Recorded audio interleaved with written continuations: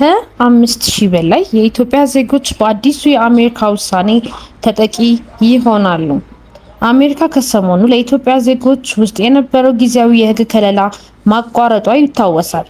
ከዚህ ከለላ ስርም 5001 ኢትዮጵያውያን የሕግ ከለላ ተሰጥቷቸው እንደነበርና 263 የሚሆኑ ተጨማሪ ዜጎች አመልክተው መጠባበቅ ላይ እንደነበሩ ተገልጿል።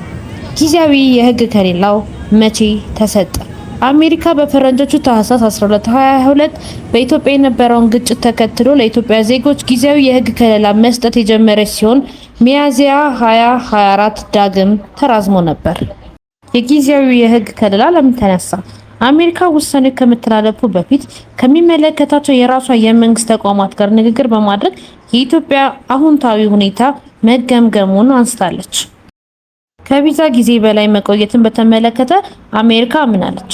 አሜሪካ 2024 የኢትዮጵያ ዜጎች ከፍተኛ የሆነ የቪዛ ጊዜ በላይ የመቆየት ምጣኔ ነበራቸው ብላለች።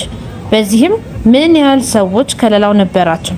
የአሜሪካ የሀገር ውስጥ ደህንነት ቢሮ 501 የኢትዮጵያ ዜጎች ይህ ከለላ ጸድቆላቸው ተጠቃሚ እንደነበሩ ሲገልጽ እንደ ባለፈው ህዳር መረጃ ተጨማሪ 263 ሰዎች ይህንን ከለላ ማግኘት ጥያቄ አቅርበዋል።